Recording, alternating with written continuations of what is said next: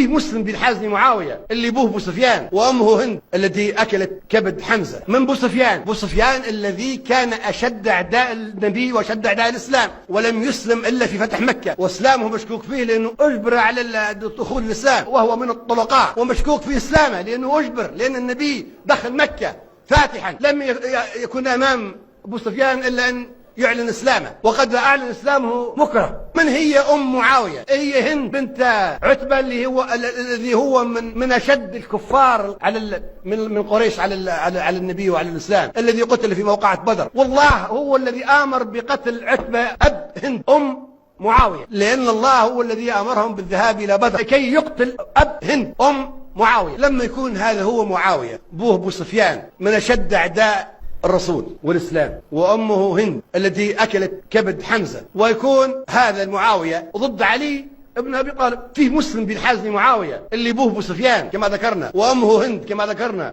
ويترك علي وهو يقاتل علي؟ لا يمكن. كل الناس تشيعت علي.